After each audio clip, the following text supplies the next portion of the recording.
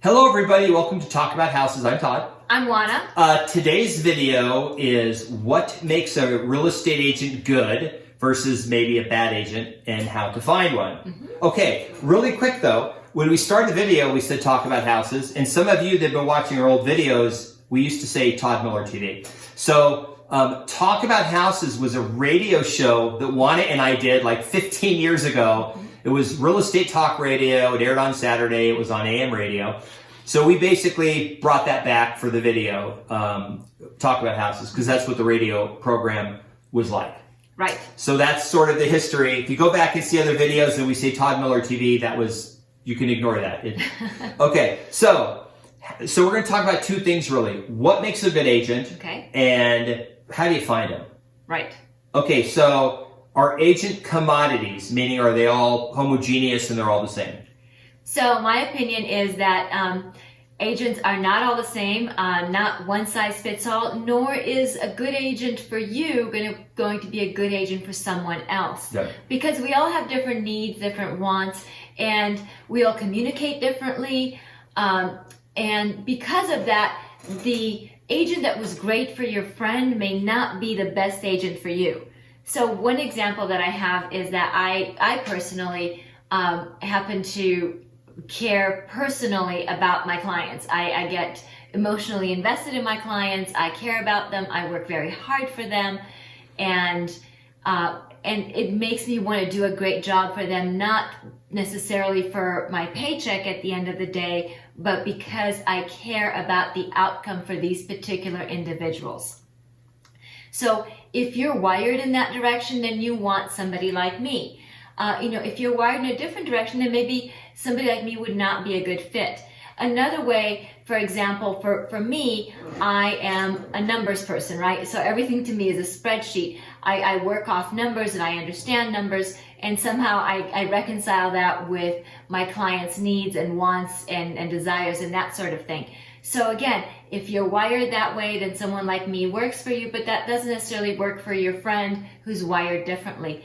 The point is that not all agents are the same, not all buyers and sellers are the same. Yeah. So you have to find an agent with whom you can communicate in a way that works for you, that you can trust, you can relate with, and you have this cohesive team that makes it work for you. It's the same way that maybe you find a doctor that listens to you and understands you, or maybe you find an accountant or some other professional that you really gel with and you're both pulling in the same direction. It doesn't mean that that professional isn't great at what they do. They just may not be a great fit for you.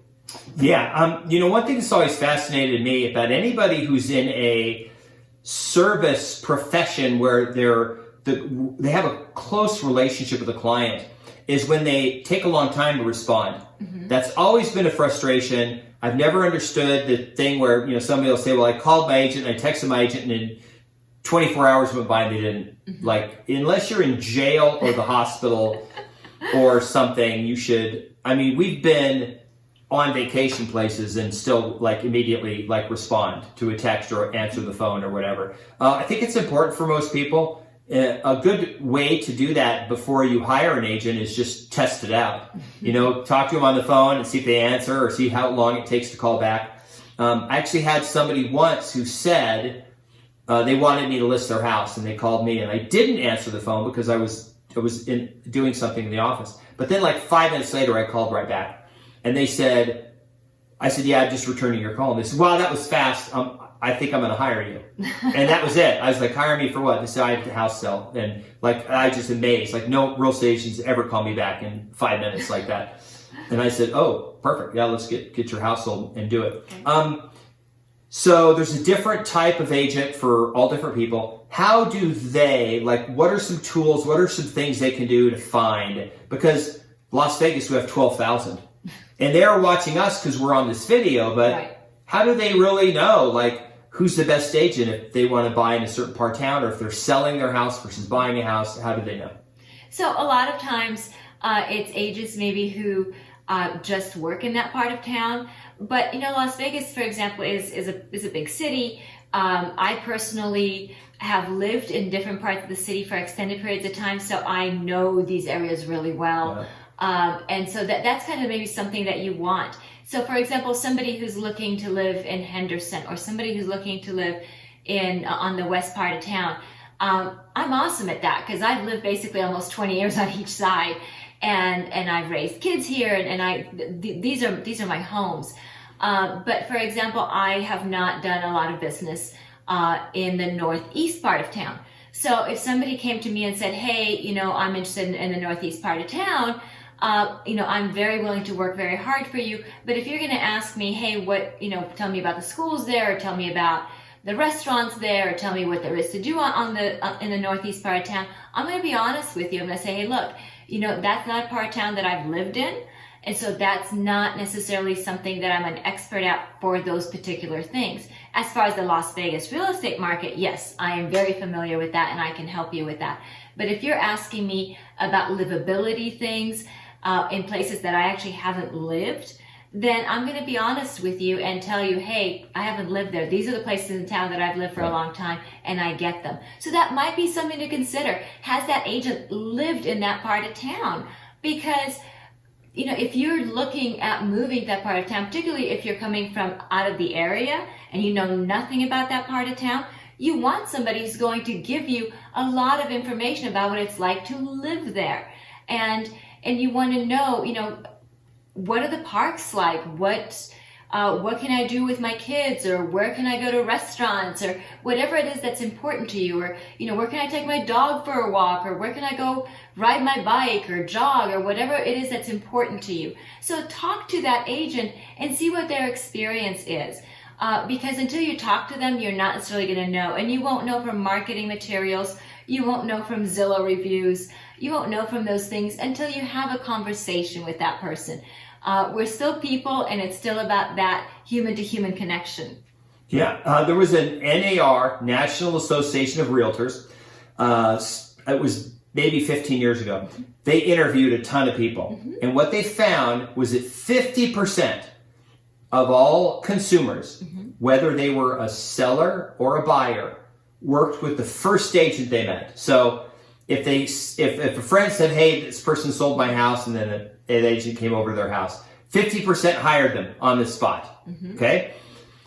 Same with a buyer. 50%, the first agent that they met that actually, said, hey, can I help you? Right? They just said, sure. Right? Yeah. And which is, I guess it's worked for people. Right? Because we don't have a ton of people filing complaints. Is a general rule, the agents who do the most business tend to be the better ones because they've just done more and they have more experience. That doesn't mean that your personalities get together. Right. Sometimes you don't get together personality-wise. Important thing to do sometimes is figure that out before you get too far into the process, especially if you're listing your home. We've had times, so Juan and I have listed and sold 3,000 houses between us, like 2,000, 1,000, okay? So her more by 1,000. But we've gone to listing appointments where we've said, hey, we've listed 3,000 houses. Literally there's like probably 5 people in town that can say that, right? 5 maybe, out of 14,000 agents. And they don't hire us. And it's one of 2 reasons. Either they think we're lying, because we had somebody who did the math once and said, that means you sold like a house a day for 10 years, including Saturdays and Sundays. And it's like, yeah, we've had days, six or 7 sales would happen in one day on listings. We've actually done that. The other thing was they just didn't like us. Like someone else came in and they liked them better, and that was it. So even with 3,000, they may have sold 10 houses the previous year. We may have sold a couple hundred, right? And they just said, well, I like this agent better. I'm going to work with them, right? So get that figured out before you go into the process. So. And what else? What's another technique? So absolutely, talk to people that you know and trust, because they are a great resource. Just like when you need a new doctor, a new dentist, a new accountant, whatever new professional you need, you talk to people you know and trust, and they'll make recommendations. And it's always interesting to hear those recommendations, because when someone asks me, for example, who's a good home inspector, or who's a good lender, I will be very honest and I'll say, hey, look, this is a great home inspector. He'll give you a great deal. This is the one thing that I don't care so much about. So I'll give them both the good parts of this person and the parts that I'm not so fond of, so that they have an honest opinion from me of what I think, and then that helps them make better choices. So be good when somebody asks for your opinion, and be honest, and hopefully your friends and family and coworkers and whomever else's opinion you trust will also be honest with you in their recommendations. Okay, if you liked this video, please subscribe to the channel, hit the notification bell. If you have any questions for us, you can put them in the comments at the bottom. And thank you for watching, and we'll see you on the next video. Bye.